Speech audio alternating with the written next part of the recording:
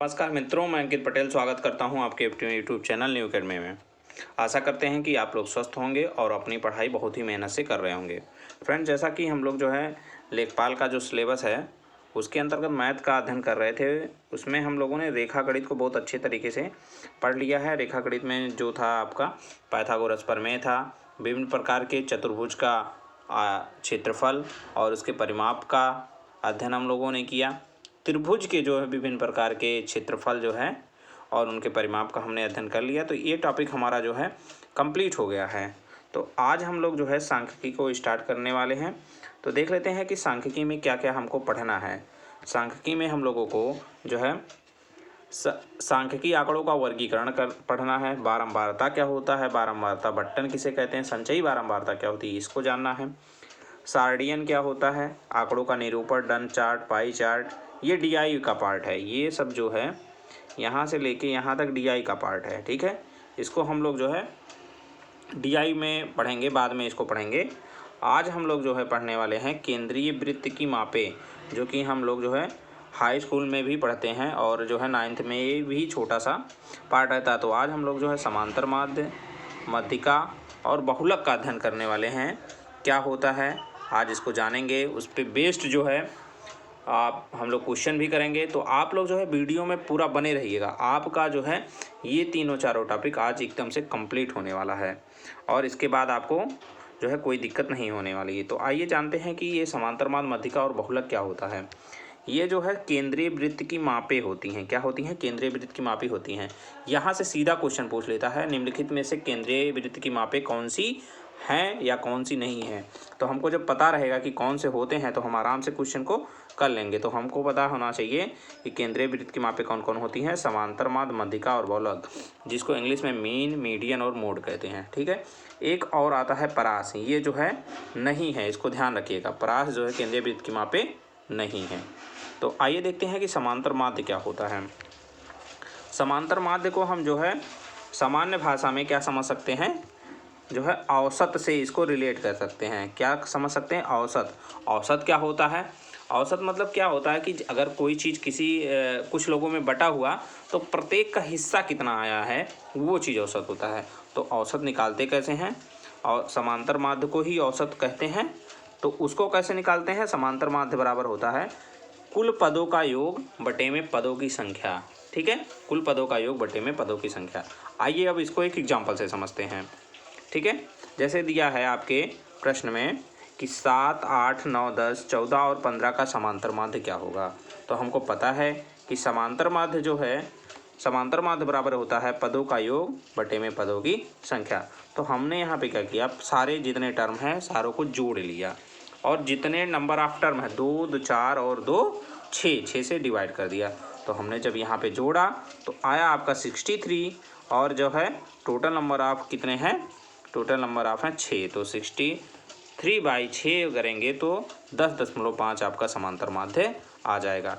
एक बहुत ही important topic मतलब ये जो है फैक्ट है, इसको ज़रूर ध्यान रखिएगा। यहाँ से पिछले बार जब लेखपाल का पेपर हुआ तो वहाँ से पूछा गया था। पहले इसको हम समझ लेते हैं, ये फैक्ट क्या है, ये तथ्य क्या है, फिर हम बताएंगे यहाँ से क्वेश्चन कैसा पूछा जाता है। यदि सभी पद में किसी संख्या का जोड़, घटाव, गुणा या भाग किया जाए तो समांतर माध्य में भी उतना जोड़, घटाव, गुणा और भाग हो जाता है। ये तो आपको समझ नहीं पाया, हो सकता है कि ना समझ में आया हो क्या मैं कह रहा हूँ। तो मैं आपको क्वेश्चन बताता हूँ, इसमें क्वेश्चन कैसे पूछा जाता है। आप लोग इसमें क्वेश्चन ऐसे पूछेगा कि 10 संख्याओं का समांतर माध्य 25 है। यदि सभी संख्याओं में 2 की वृद्धि कर दी जाए तो समांतर माध्य क्या हो जाएगा। तो 10 संख्याओं का समांतर माध्य कितना था, 25 था। सब में जोड़ा कितना गया, 2, तो 25 और नया समांतर माध्य क्या हो जाएगा, 25 धन 2, 27 हो जाएगा। अगर घटाया जाएगा तो समांतर माध्य में से उतना घटा देंगे। अगर सारे में गुणा किया जाएगा तो समांतर माध्य में गुणा कर देंगे। अगर उतना भाग किया जाएगा तो समांतर माध्य में भाग करेंगे। ठीक है, आई होप आप लोग समझ गए होंगे। ठीक है, तो आइए अब देखते हैं मध्यिका। ठीक है, मध्यिका क्या होती है, वह संख्या जो दी गई संख्याओं के कहाँ एकदम बीचों बीच में आए तो उसे क्या कहते हैं, मध्यिका कहते हैं। ठीक है, मध्यिका मतलब बीचों बीच में। मध्यिका ज्ञात करने के लिए हमको कुछ स्टेप का फॉलो करना पड़ता है। सबसे पहला स्टेप क्या है? सबसे पहला स्टेप है कि उसको जो है आरोही या अवरोही क्रम में हमको लगाना है। लेकिन सामान्यतः हम लोग है आरोही मतलब बढ़ते कदम, अगर इंग्लिश में बात करें तो असेंडिंग ऑर्डर में लगाते हैं, सामान्यतः लगाते हैं। आप डिसेंडिंग में भी लगाएंगे तो आंसर वही आने वाला है। इसके बाद दूसरा स्टेप क्या है? दूसरा स्टेप हम देखेंगे कि पदों की संख्या क्या है। पदों की संख्या मतलब पद जितने हैं वो सम है कि विषम है। क्यों? क्योंकि सम के लिए अलग फार्मूला है और विषम के लिए अलग फार्मूला है। यदि जो है पदों की संख्या विषम है, यहाँ पे विषम लिखा हुआ है, इसको ध्यान रखिएगा। यदि पद की संख्या विषम है तब मध्यिका का फार्मूला क्या होता है उसको हम देख लेते हैं। तब मध्यिका बराबर होती है n+1/2वां पद, जहाँ n क्या है? पदों की संख्या है और वो कैसा है? विषम है। ठीक है। यदि पदों की संख्या सम हो तब के लिए क्या फार्मूला है? तब के लिए हम फार्मूला देख लेते हैं। तब के लिए अलग फार्मूला है जो कि है n/2वां पद धन n/2 + 1वां पद अपान में 2। ठीक है, अपान में 2 होगा। ठीक है, तो आइए अब देखते हैं इसको एक एग्जांपल से हम लोग समझते हैं। जैसे क्या है 7, 8, 9, 10, 11, 6, 7 की मध्यिका ज्ञात कीजिए। तो सबसे पहला हमारा स्टेप क्या है? उसको आरोही क्रम या अवरोही क्रम में लगाते हैं। तो हम सामान्यतः किस क्रम में लगाते हैं? आरोही क्रम में लगाते हैं। आप लोग अवरोही क्रम में लगाइएगा और चेक करिएगा क्या आंसर दूसरा आ रहा है कि यही आ रहा है। सेम ही आएगा आप लोग, लेकिन चेक जरूर करिएगा। तो हम यहाँ पे देखते हैं कि इसको हमने जब आरोही क्रम में लगाया तो 6, 7, 7, 8, 9, 10, 11। एक चीज़ यहाँ ध्यान रखिएगा, अगर कोई संख्या रिपीट हो रही है तो उसको भी हमको रिपीट करके ही लिखना है, उसको ऐसा नहीं कि एक ही बार लिखना है। ठीक है, तो अब क्या हो जाएगा? पदों की संख्या कितनी हो गई? 7। तो 7 क्या है? विषम है। तो विषम के लिए क्या फार्मूला लगाएंगे? विषम के लिए हमको फार्मूला पता है मध्यिका का कि n+1/2वां पद। तो मतलब 7, 1, 8, 8/2 बराबर चौथा पद, ना कि 4। इस चीज़ को ध्यान रखिएगा। तो चौथा पद यहाँ पे क्या हो जाएगा? आपका 8 हो जाएगा, अर्थात मध्यिका इसकी हो जाए 8 हो गई। अब आइए देखते हैं एक दूसरा एग्जाम्पल है जो कि है 5, 2, 1, 7, 8, 9, 10, 19 और 17 की मध्यिका क्या होगी। तो इसको हम सबसे पहला काम हमारा क्या है? आरोही क्रम। आरोही क्रम में हमने सजाया तो ये बन गया 1, 2, 5, 7, 8, 10, 17, 19। हमने पद गिने 2, 2, 4, 2, 6, 2, 8। पदों की संख्या क्या आ गई? 8। 8 क्या है? सम या विषम? तो सम है। तो सम का फार्मूला क्या है? n/2वां पद धन n/2 + 1वां पद डिवाइडेड बाई 2। तब n/2 मतलब 8 मतलब चौथा पद और 4 1 चौथा धन 5वां पद। तो यहाँ पे अब गिनिए 1, 2, 3, 4 और 5। चौथा और 5वां पद क्या हो गया? चौथा पद 7 और 5वां पद 8। तो 7 धन 8/2 बराबर जो है मध्यिका आपकी यहाँ पे आ जाएगी 7.5 आपकी हो गई मध्यिका। ठीक है, तो समझ गए आप लोग। सम के लिए अलग फार्मूला है और विषम के लिए अलग फार्मूला। विषम के लिए क्या है? n/2 + n+1/2वां पद और n/2 प्लस सम के लिए क्या है? n/2 धन n/2 + 1वां पद डिवाइडेड बाई 2। ठीक है, ये हो जाएगा। तो आइए अब देखते हैं जो है बहुलक क्या होता है। तीसरा क्या आता है हमारा? हमने माध्य पढ़ लिया, मध्यिका पढ़ लिया, बहुलक पढ़ रहे हैं। बहुलक में एक चीज़ ध्यान रखिएगा, जो टर्म सबसे ज़्यादा बार आए, तो बहुलक क्या होता है? वह संख्या जिसकी आवृत्ति सबसे ज़्यादा बार हो उसे बहुलक कहते हैं। बहुलक को हम एक देसी भाषा में इसको समझ सकते हैं इसी से। बहुलक मतलब क्या होता है? देख रहे हैं इसमें क्या रहा? बहुलक, लक माने जो ज़्यादा लक लकाए, मतलब जो ज़्यादा होगा वही तो दिखेगा ज़्यादा। तो इससे हम लोग इसको समझ सकते हैं। तो आइए इसको एक एग्जांपल से समझते हैं। जैसे यहाँ पे एक है कि 5, 7, 6, 4, 5, 8 और 5, 10 में बहुलक क्या है।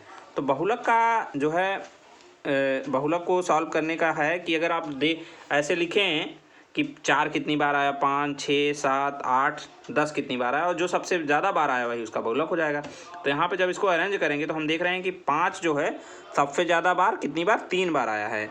तो 3 इसका बहुलक नहीं होगा, वह संख्या इसकी बहुलक होगी, अर्थात 5 इसका बहुलक होगा। ठीक है, अब देख रहे हैं एक तो ऐसे दे के पूछता है, एक सारणी बना के पूछता है। सारणी बनाएगा कैसे? पद दे देगा और बारंबारता दे देगा। ये अगर ऐसा आ जाए तो समझ लीजिए ये बनी बनाई खीर है। ठीक है। यहाँ पे देख लीजिए टर्म और सबसे ज़्यादा बार जिसको बारंबारता किसकी है, तो देख रहे हैं बारंबारता सबसे ज़्यादा कौन सी है, किसकी सबसे ज़्यादा बारंबारता क्या है, 8 है। और 8 किसकी बारंबारता है, ये चीज़ ध्यान रखना, 8 बारंबारता है 15 की। तो यहाँ पे इसका जो है बहुलक क्या होगा, बहुलक आपका 15 होगा, ठीक है। तो इस हिसाब से आप ध्यान रखिएगा। एक अन्य महत्वपूर्ण तथ्य है, इसको ध्यान रखिएगा, यहाँ से क्वेश्चन पूछा ही जाता है जो है बहुलक बराबर 3 गुणे मध्यिका माइनस 2 गुणे समांतर माध्य, ठीक है। अब कहेंगे सर ये क्या है, ये सीधा सीधा हो सकता है कि जो है क्वेश्चन में आपको पूछ ले कि माध्य मध्यिका बहुलक में क्या संबंध है ये, या तो इसमें ये पूछता है कि किसी कुछ संख्याओं का बहुलक दे देगा 5 है, उसकी मध्यिका 3 है, तो उसका माध्य क्या होगा, ऐसे क्वेश्चन पूछता है, ठीक है। हम जो है नेक्स्ट वीडियो में इसका जो है प्रीवियस ईयर लेके आएंगे, जो क्वेश्चन पूछे गए हैं तो आपको समझ में आएगा, ठीक है। आइए अब ध्यान रखते हैं परास।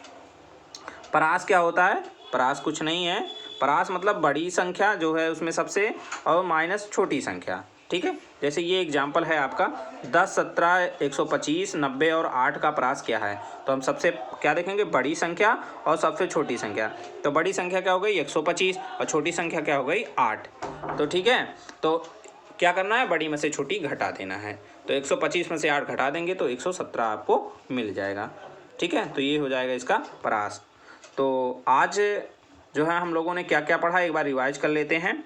हमने पढ़ा समांतर माध्य, समांतर माध्य क्या होता है, कुल पदों का योग अपान में पदों की संख्या। इसके बाद हमने पढ़ा मध्यिका, मध्यिका क्या होती है, मध्यिका जो होती है जो बीच का टर्म होता है वो मध्यिका होती है। तो मध्यिका को ज्ञात करने का स्टेप हमने पूछा, सबसे पहले उसको आरोही अवरोही क्रम में लगाएंगे, फिर देखेंगे कि पदों की संख्या सम है विषम है, सम के लिए अलग फार्मूला है, विषम के लिए अलग फार्मूला है। विषम के लिए फार्मूला है n+1/2वां पद, ठीक है, n/2 प्लस n+1/2वां पद है, ठीक है। और मध्यिका जब पदों की संख्या जब क्या होगी, सम होगी, तब के लिए मध्यिका क्या है, n/2वां पद धन n/2 प्लस 1वां पद डिवाइडेड बाई 2 है, ठीक है। तो ये हो जाता है। और बहुलक में क्या होता है, जिसकी आवृत्ति सबसे ज़्यादा बार हो वो बहुलक होगा। और परास क्या होगी, कि बड़ी संख्या माइनस छोटी संख्या बराबर परास होता है, ठीक है। तो आई होप आप लोगों को ये समझ में आ गया है। हम जो है कल इस पे जो है क्वेश्चन लेके आएंगे, तब आपको और ज़्यादा क्लियर हो जाएगा। वीडियो को पूरा देखने के लिए आप लोगों का बहुत बहुत धन्यवाद। आप लोग जो है इसको लाइक करें, शेयर करें, कमेंट बॉक्स में कमेंट करें, ठीक है। मिलते हैं कल, तब तक के लिए जय हिंद, जय भारत, वंदे मातरम।